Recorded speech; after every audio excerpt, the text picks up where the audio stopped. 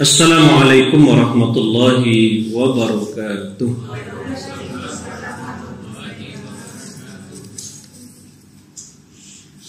Alhamdulillah. Alhamdulillahilladzi wakafa. Wassalatu wassalamu ala rasulillahil mustafa wa ala alihi wa ashabihi wa man wafa. Asyhadu an la ilaha illallah wa asyhadu anna Muhammadan abduhu wa rasuluh sallallahu alaihi wasallam la nabiyya ba'da amma ba'd. Bapak-bapak, ibu-ibu, jemaah Maghrib rahimakumullah. Pada pertemuan kita kali ini kita akan melihat di dalam suatu athar atau yang disebut dengan perkataan dari salah seorang sahabat Rasul. Sahabat Rasul sekaligus sebagai menantu daripada Rasulullah. Kalaulah sahabat yang mengatakan sebuah kata nasihat, tentu nasihat itu tidak akan jauh berbeda dengan apa yang disampaikan oleh baginda Nabi Muhammad. Karena Ali tentulah dapat ilmu itu daripada Rasulullah. Apa nasihat yang disampaikan oleh Ali bin Abi Thalib? Pertama, Ali menyebutkan adalah inna min na'imid dunya yakfikal Islam ni'mah. Kumpulkanlah sesungguhnya dari sekian banyak kenikmatan, kata Ali. Dalam Islam kenikmatan itu bermacam ragam bentuknya. Ada orang yang menyebut ketikanya makan, Bapak Ibu, dia nikmatnya makan boleh. Ada yang ketikanya dalam keadaan dapat sesuatu yang membuat hatinya itu senang, kadang-kadang dia katakan itu sebuah nikmat dan amat gadang dalam hidup. Terlepas kita dari bermacam ragam sebuah kenikmatan itu, Ibnu Qayyim Al-Jauziyah pernah juga mengatakan kalimat yang sama tentang berbicara tentang nikmat. Ada yang disebut nikmat itu mutallaqah, ada yang disebut nikmat itu muqayyadah, ada yang bersifat hakiki, ada yang bersifat nikmat itu dalam kehidupan kita yang bersifat nisbi. Jadi kalau yang disebut sifatnya nisbi, berarti nikmat itu adalah ketika kita sudah berpulang wafat, nikmat itu tinggal saja di dunia. Tapi kalau disebut dengan nikmat yang hakiki, walaupun kita sudah meninggalkan dunia, nikmat itu tetap berlanjut di Bapak Ibu. Nah, yang kita cari di dunia ini nikmat yang bersifat nisbi atau hakiki. Tentu orang akan mencari nikmat itu yang hakiki. Nah, ibu bapak yang berbahagia, kalau disebut nikmat yang hakiki, artinya kita nanti di dunia kita juga mendapatkan sebuah nikmat itu sampai kita nanti berada di akhirat. Makanya Ali menyebut, Bapak Ibu yang berbahagia, inna min na'imid dunya yakfikal Islam ni'mah. Sesungguhnya dari sekian banyak kenikmatan yang ada di alam dunia ini, yakfikal Islam ni'mah. Kalau disebut yakfi, berarti tidak ada nikmat yang lain kecuali cukup itu sajalah, kata Ali.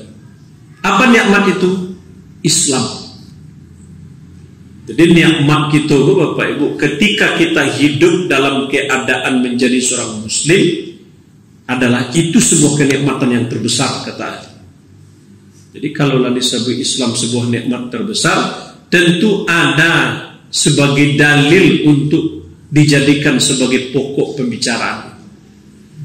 Apa yang disebutkan Ali?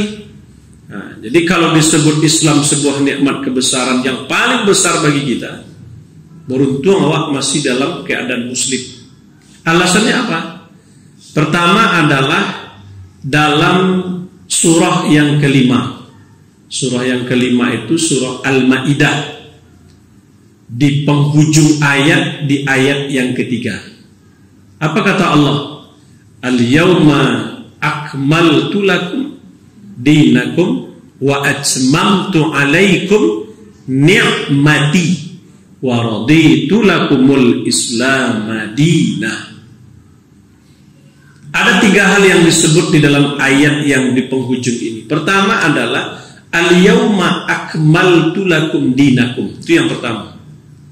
Pada hari ini kata Allah, aku sempurnakan bagimu agama. Jadi pada hari ini yang maksud itu adalah ketika Nabi sudah melakukan haji wada, haji perpisahan sebelum orang meninggalkan Ka'bah, maka disebut wada. Pada hari itu, al-yawma akmaltu lakum, aku sempurnakan bagimu. Apa yang disempurnakan? Dinakum, agamamu.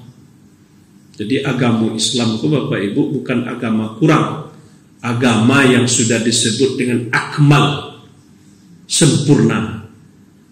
Kalau disebut sempurna, di atas itu lagi paripurna. Kalau disebut sempurna Bapak Ibu berarti tidak ada cacatnya.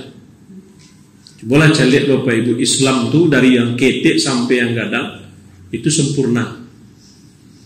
Kemudian lagi apa? Wa atmamtu alaikum ni'mati, dan aku cukupkan bagimu itu apa? Nikmati, nikmat. Berarti nikmat yang masuk ke dalam orang yang Islam lah cukup. Cukup Bapak, tidak kurang.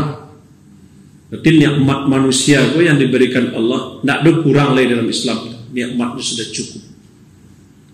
Wa raditu lakumul Islam madinah, dan aku redoi kata Allah Islam itu sebagai agama.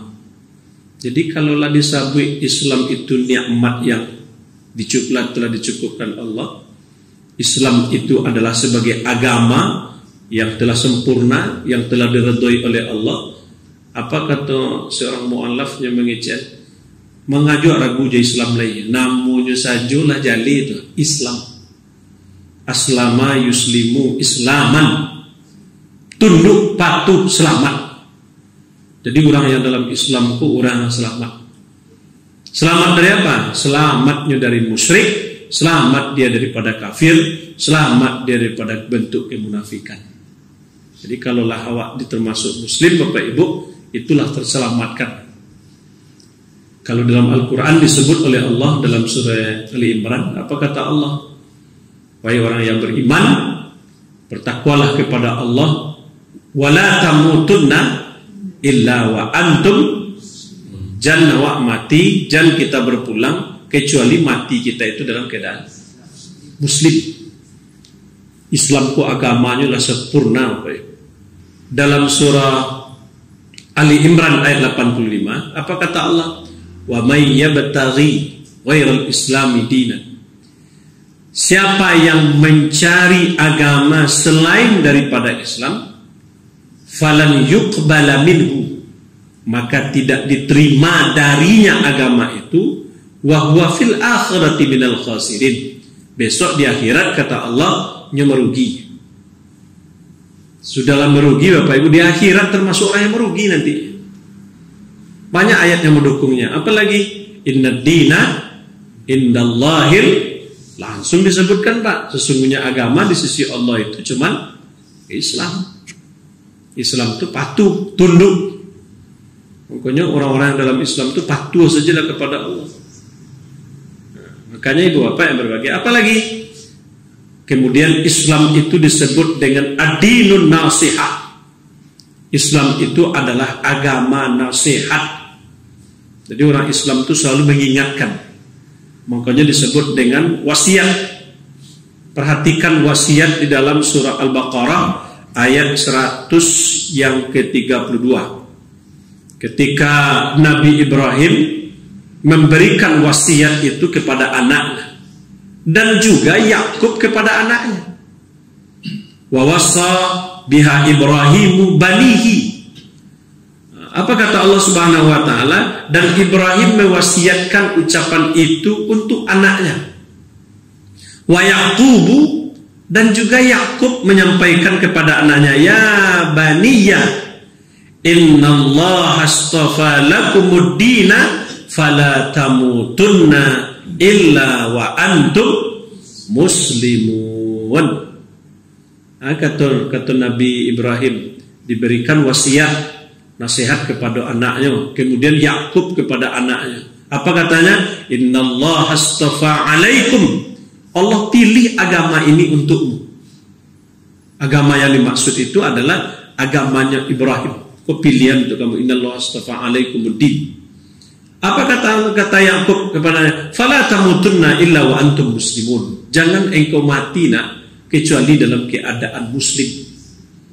Makanya apa kata Yakub kepada anaknya? Ma ta'buduna min ba'di. Wahai nak, apa yang engkau sembah setelah aku tiada nantinya nak? Apa jawaban dari anaknya? Qalu na'budullah. Makanya disebut na'budu ilahaka wa ilaha abaika. Kami akan menyembah Tuhan engkau dan Tuhan bapak engkau. Artinya Tuhan siapa? Tuhannya Ibrahim, Tuhannya Ismail, Tuhannya Ishak. Kemudian apa di penghujung ayat? Ilahan wahid, kepada Tuhan yang esa, yang satu. Kemudian apa kata Allah? Nahnu lahu muslimun, kami termasuk orang-orang muslim. Berarti nabi-nabi dulu itulah mengingatkan kepada anaknya, jangan mati nak kecuali engkau mati dalam keadaan muslim. Nah, kira-kira Bapak Ibu, mati awakku dalam keadaan muslim, mati dalam keadaan beriman. Yang disuruh Allah pertama mati dalam keadaan muslim. Yang muslim yang mana? Muslim itu perpaduan antara iman dan amal soleh.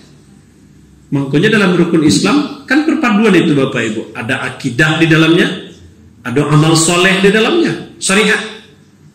Makanya Islam itu akan sempurna ketika akidah dan amal soleh itu sejalan. Akidah apa? Itu iman. Asyhadu an la ilaha illallah wa asyhadu anna Muhammadar Rasulullah. Itu kan rukun Islam. Rukun Islam pertama syahadat. Nah, itulah yang disebut dengan akidahnya, iman itu yang disebut.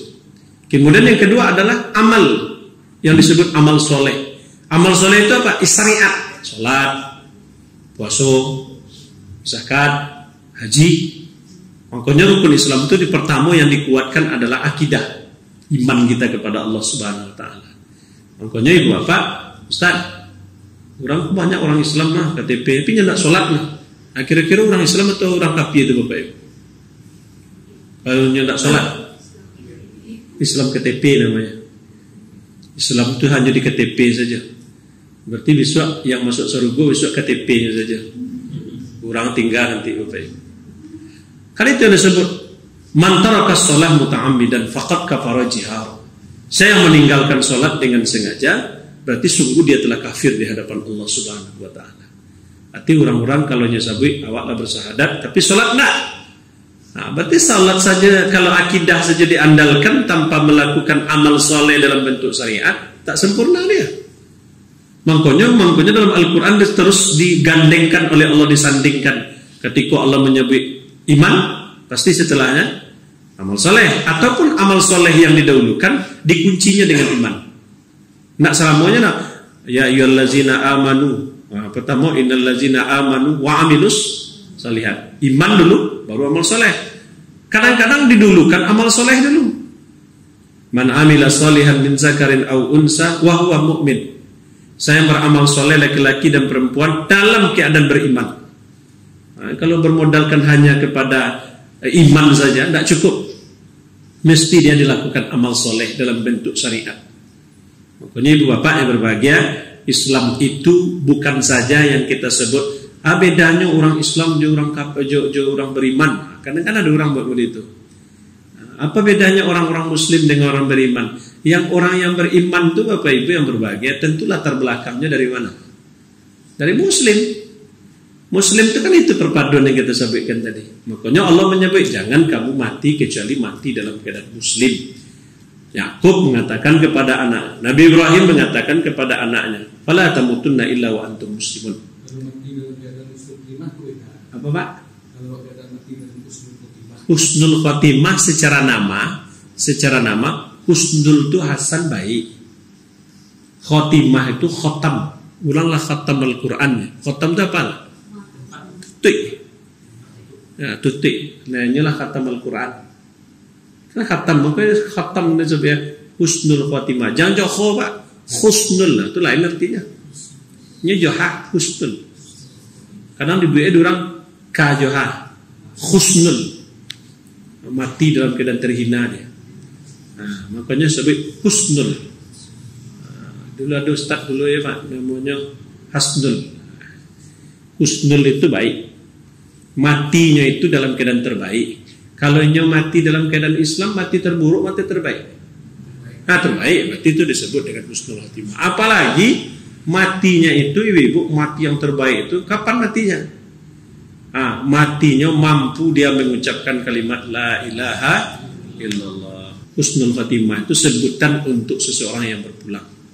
Kalau matinya, makanya nanti Bapak Ibu yang berbahagia dalam surah Al-Hijr ayat yang kedua, orang kafir itu nanti menginginkan dia supaya kalau nya dulu menjadi orang muslim berapa indah ya. Rubama yawaddul ladzina kafaru law kanu muslimun, kata Allah. Berandai-andai orang-orang kafirnya. Kalau menjadi orang muslim dulu berapa hebatnya. Kalau menjadi orang muslim kita seandainya menjadi muslim dulu berapa hebatnya kita. Kenapa hebatnya? Karena orang muslim itu di akhiratnya selamatnya. Kemudian ibu bapak yang berbahagia, orang kafir itu menginginkan kalau dulunya menjadi orang muslim di Bali anda barendah. Kemudian kalau tidak akan menjadi muslim, apa katanya? Orang kafir itu di akhirat besok dia menginginkan lagi apa yang diinginkannya. Ya Allah, jadian silah kami seperti tanah ya Allah. Kan di penghujung surat An-Naba itu Bapak Ibu, orang-orang kafir itu besok karena nyobek takwi juangzat, balikkan kami ya Allah untuk menjadi tanah sebagaimana ciptaan dulu. Jadi tidak ingin menjadi manusia Bapak Ibu, ini jadi tanah saja cukup. Turap nak kangeri itu Bapak Ibu dalam mencari di akhirat, orang-orang itu menginginkan seorang muslim dia. Itu surah Al-Hijr ayat kedua. Berarti orang-orang kafir dia akan menyesal nanti di akhirat. Ada lagi hukum Bapak Ibu, kalaulah menjadi seorang muslim, konsekuensinya jalankan perintah Allah. Jangan menjadi muslim KTP saja. Jangan disebut hanya muslim. Kan ada Bapak Ibu ingin dapat bantuan, minta surat ke masjid, ke pengurus masjid agar dikatakan dia jemaah masjid. Kan ada mudah itu, akhirnya pengurus panjang. Kurang kok tak pernah datang ke masjid sekali juga. Hanya minta diakui sebagai jemaah masjid supaya keluar bantuan. Kan banyak ada itu. Itu nanti kalau dibuatnya di pengurus itu namanya pembohongan publik gitu. Jangan lupa itu berat. Dia tidak pernah datang sholat berjemaah. Kemudian kalau dapat bantuan syaratnya adalah menjadi jemaah tetap di masjid itu 5 waktu. Minta ke Pak Pengurus, Pak Pengurus minta tanda tangan apa? Ikut tanda tangan adalah untuk bantuan. Itu apa tulisannya? Supaya wak diakui sebagai jemaah masjid. Sempat pengurus takbir nyebuik saya tangan. Oke cek Pak Pengurus bagi 2 saya besok. Itu salah. Kalau ada itu kok bagi 2 saya anak boleh. Itu kalau sempat terjadi yang itu. Bapak Ibu yang berbahagia, ini poin yang pertama, nikmat terbesar. Jangan kita mati dalam keadaan murtad. Orang yang mati dalam keadaan murtad salah satu bentuk terhapusnya amal ibadah kita. Ada orang Bapak Ibu yang mati dalam keadaan murtad. Nya dulu muslim kini lanjut murtad, pindah kepada keyakinan negara lain. Kalau matinya Bapak Ibu, amal-amal yang telah dia lakukan sebelumnya itu terhapus seluruhnya. Terhapus Bapak Ibu. Sempat gininya baru pulang haji, sempatnya membantu orang. Murtad dia, itu hapus seluruh. Matinya, mati dalam keadaan kafir menghadap Allah Subhanahu wa Ta'ala. Kafir itu kekal dalam neraka untuk selama-lamanya. Makanya Ibu Bapak yang berbahagia, istiqomah untuk selalu menjalankan perintah Allah. Lah bersahadat sudah. Kedua, jalankan sholat. Untuk apa diperintah oleh Allah itu sholat kepada awak? Sampai sedemikiannya Allah perintahkan kepada awak. Wa'mur ahlaka bis sholat. Suruh keluargamu itu untuk sholat. Itu surah At-Taha ayat 132. Suruh sholat. Mana anak kita, keluarga kita, Bapak Ibu, suruh sholat. aneh Bapak Ibu. Kalau menyuruh anak sholat Bapak Ibu, suruh sholat. Memang barek. Menyuruh anak sholat nak, kadangnya kicu aja kadang. Itu Bapak Ibu, disuruh anak tuh sholat, apa yang dikatakannya? Nyinyir banama. Ya itu Bapak Ibu. Suruh sholat tarwih. Makanya Allah menyuruh wa'mur ahlaka bis sholat, suruh keluargamu sholat. Istrimu suruh, anakmu suruh. Iku kadang-kadang jangan bermodalan sholat itu tidak untuk awak seorang saja Bapak Ibu, untuk keluarga kita. Kalau tidak disuruh, apa konsekuensi awak nak terima?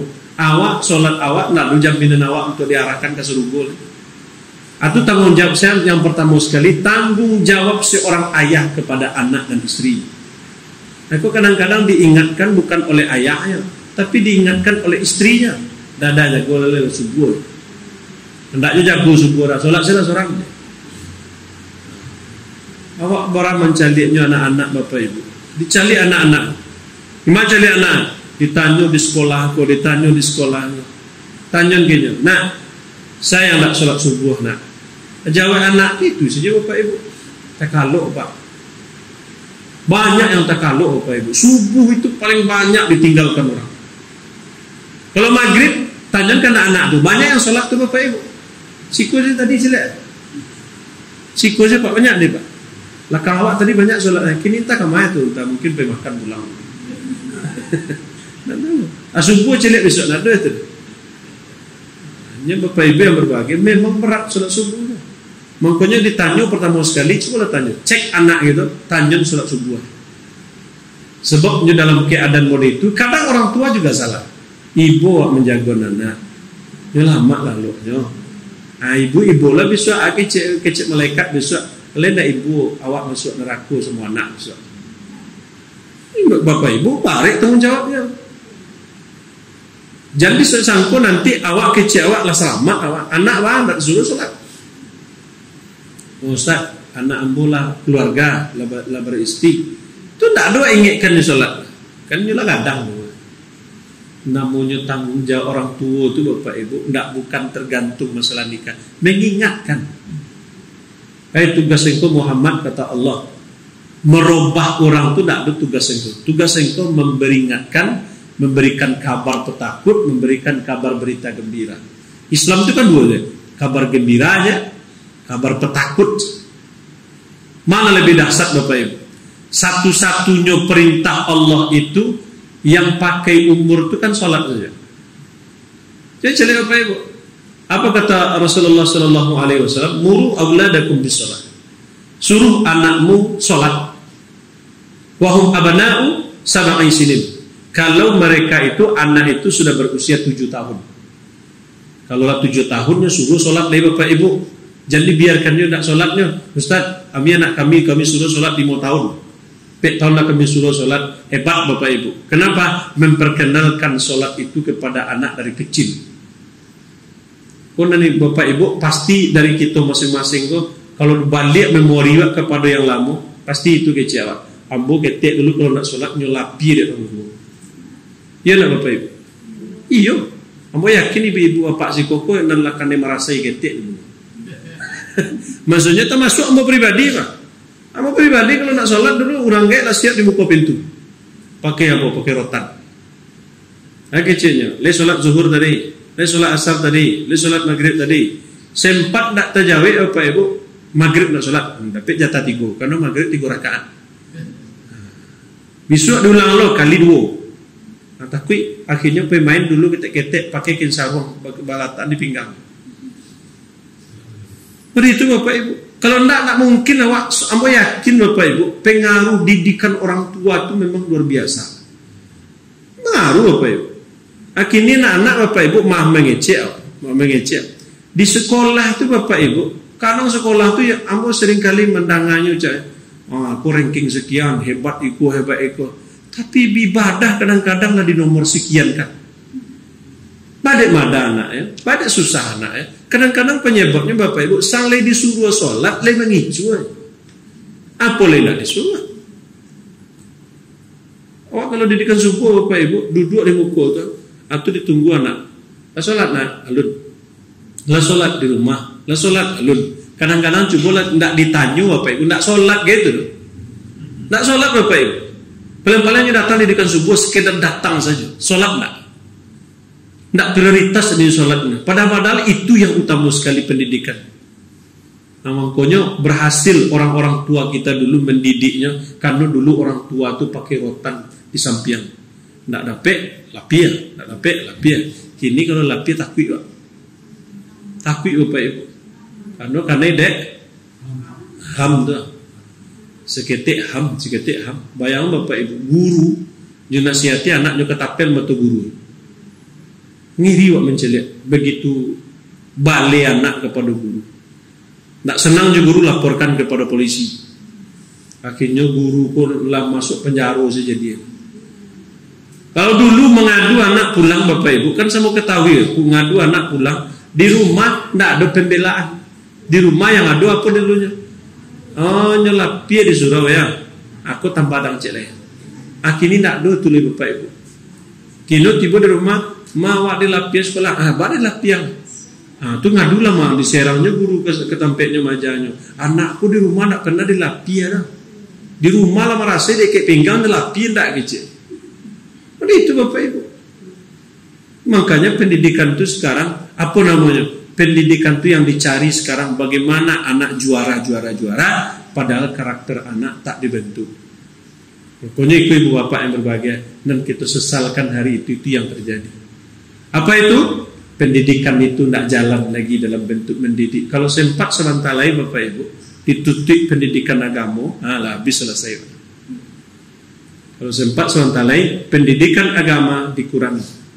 Sudah tu ditutup, sudah tu nak belajar agama orang. Mudah-mudahan pada itu cari orang yang saya yang bisa merubahnya. Bisa merubahnya saya bisa. Mungkin nanti kalau tidak ada Bapak Ibu tertutup. Kini kalau ada ibu di siku apa siku yang guru SMP, SMA, coba cari anak kita belajar agama di sekolah. Berjam dalam seminggunya belajar. Ada. Hanya sebagian kecil agama itu sekarang bukan nomor 2, entah nomor berapa tak anak tahu. Tapi kalaulah disebut peringkat yang lain itu seolah menjadi acuan paling tertinggi. Juara iko, olimpiade iko, juara iko, kadang-kadang di nomor 1 kan. Padahal agama itu mesti diletakkan nomor pertama dalam hidup. Kenapa orang-orang ulama dulu berhasil? Karena adab yang dikedepankan, belajar dari agama. Kini kalau awak dulu sekolah di pesantren merokok, guru lalu merokok itu suruhan rokok. Kalau kini di basuhnya gurunya rokok Pak. Ya rokok apa? Kalau dulu Bapak Ibu rokok guru suruhan matian takbir dipanggil. Ini tidak ada takbir. Tidak ada takbir Pak. Kadang-kadang di muka gurunya merokok. Nah, makanya ibu bapak yang berbahagia perlu kita untuk melakukan perbaikan karena Islam itu adalah adinun nasihat. Islam itu agama nasihat, saling kita mengingatkan satu sama lain. Kemudian yang kedua Bapak Ibu yang berbahagia, poin yang pertama adalah Islam sebuah nikmat yang terbesar. Yang kedua, inna minas sughli yakfika ta'atus sughla. Sesungguhnya dari sekian banyak kesibukan itu Bapak Ibu, maka cukuplah sibuk itu dalam bentuk kepatuhan dan ketaatan kita kepada Allah. Artinya apa? Jadikan setiap pekerjaan kita itu menjadi sebuah nilai ladang pahala. Oh kerja awak di bidang itu, kerja kita dalam bidang itu, kerja kita dalam bidang itu. Hendaknya setiap pekerjaan itu mendatangkan nilai pahala begitu Bapak Ibu. Oh awak berdagang, Nabi pun berdagang. Nabi kalau berdagang apa? Bahas supaya datang pahala untuk sebuah perdagangan. Makanya Nabi kalau berdagang banyaknya bersedekah dengan dagang. Apa aja cara bersedekah dagang? Kalau belanja sekian nyelabian Nabi.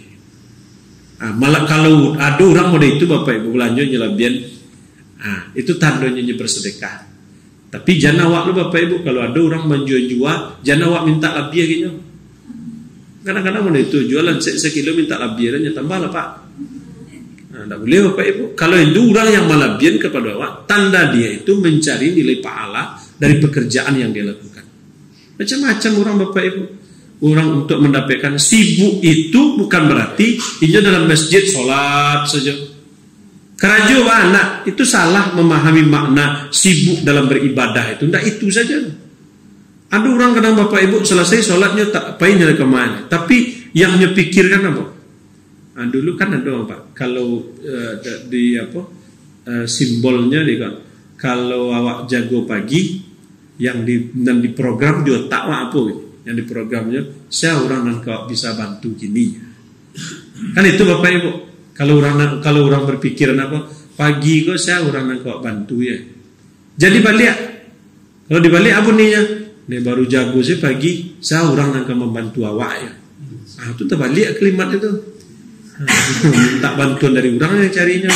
Mestinya orang yang terbaik itu adalah memberikan nilai manfaat kepada orang lain. Manfaat itu bermacam ragam bentuknya, bukan memanfaatkan orang lain. Ada orang kadang bapak ibu ini apa memanfaatkan orang sekerajonya. Makanya poin yang kedua adalah taat dalam bentuk kesibukan kita kepada Allah Subhanahu Wa Taala. Ibadah yo, kerajo yo, tapi kerajo itu berbuah pahala dia. Apa kata Rasulullah? Kalau engkau dalam beribadah anggap dirimu hidup untuk selama-lamanya. Kalau dalam bekerja, kalau dalam ibadah, anggap kamu besok pagi mati. Artinya apa? Motivasi untuk ibadah itu tinggi. Makanya Rasul menyebutkan apa kalimatnya? Iza kunta fi sholatika fasalli sholata muwadi'. Apabila engkau sholat, kata Rasulullah, maka sholatlah seolah-olah itu sholat terakhir dalam kehidupan. Tapi ketika engkau bekerja, untuk menumbuhkan semangat bekerja itu apa? Awak menganggap diri awak hidup untuk selama-lamanya. Itu motivasi untuk bekerja. Kadang-kadang terbalik bapak ibu, untuk bekerja dianggap mati besok saja. Akhirnya leloyo kerja. Kalau untuk ibadah dianggap hidup untuk selama-lamanya. Nabi mengatakan iza kunta fi salatika fasalli salata muwadi'. Kalau engkau sholat, kata Rasulullah, anggap sholat itu sholat terakhir yang engkau kerjakan. Bukan sholat besok nak sholat, nak. Kalau orang menjadikan itu seolah sholat terakhir, berarti sholatnya itu pasti berkualitas. Makanya ibadah itu bapak ibu yang berbahagia, jadikan sebuah kesibukan dalam kehidupan kita. Kemudian yang ketiga adalah, apa kata Ali bin Abi Thalib? Dari sekian banyak mau'izah. Apa mau'izah? Pelajaran. Mana pelajaran yang paling berharga? Pelajaran yang paling berharga kata Ali bin Abi Thalib adalah ketika engkau itu jadikan kematian itu sebuah pelajaran dalam kehidupan. Jadi kumpullah pelajaran apa saja yang ada di dunia, cukuplah kata Ali mati itu sebagai mau'izah. Mau'izah bagi siapa? Bagi orang yang hidup. Bapak ibu yang berbahagia, kalau adalah orang tahu bahwa mati itu karenanya bermacam ragam datang. Rasul mati itu ibu tidak cie rasul. Makanya Allah menyebut dalam Al-Quran dengan kalimat za'iqah. Za'iqah itu kan zuk, rasul. Berarti kalau rasul mati itu apa kata Allah? Kullu nafsin za'iqatul maut. Setiap yang mempunyai nafs pasti mati. Itu kan tidak disampaikan. Setiap yang mempunyai, setiap yang hidup mati lah itu. Kan tidak hidup disampaikan, tidak hai, tapi nafs.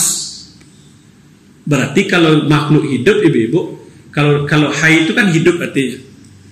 Hayyin.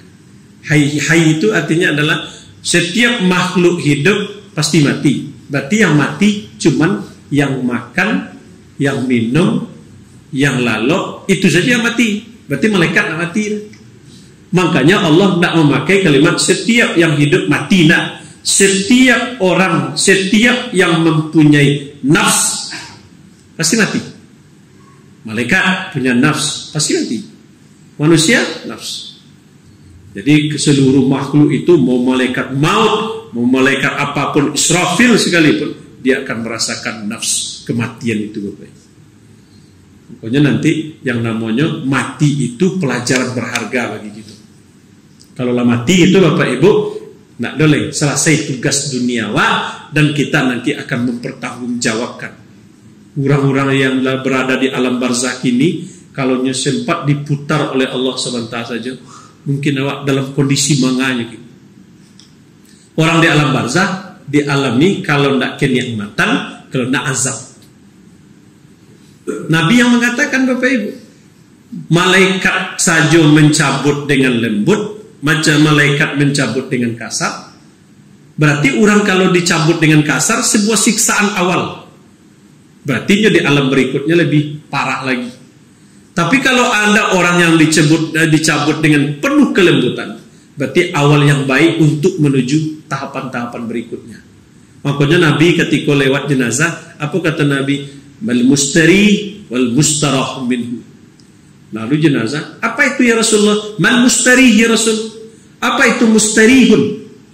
Kata Nabi, al-abdul mu'min, hamba orang yang beriman itu mustarihun. Apa itu mustari? Mustari itu hamba orang yang beriman itu matinya itu mustarihun. Cara Allah mengistirahatkan orang mukmin itu dengan mati. Berarti orang mukmin mati, Bapak Ibu, itu tandanya diistirahatkan oleh Allah. Mal mustari minhu. Dan kemudian apa yang disebut dengan mustarah minhu ya Rasul? Kata Nabi adalah al-abdul fajir, hamba yang berbuat dosa, hamba yang berbuat maksiat. Kata Rasul, apa itu? Inyo matinya itu bukan dia yang beristirahat, kata Rasul, tapi yang beristirahat itu siapa? Yang pertama Nabi menyebutkan ibad. Syaibat, hamba-hamba Allah. Inyo yang mati, tapi orang lain yang beristirahat. Apa bahasanya mode itu? Kalau ada mode itu, Bapak Ibu, akece awak de sianu tulang matinya. Bila matinya? Lah seminggu yang lalu. Alhamdulillah. Batu kalau indah muncul juga ciri. Itu tak dua Bapak Ibu. Munculnya luar biasa. Lah matinya, tandang orang beriman. Saya lain, bila negeri semenjaknya mati lah kak tandang. Saya memimpin itu. Allah mati pemimpin tu, Allah tak tanang wak seketik.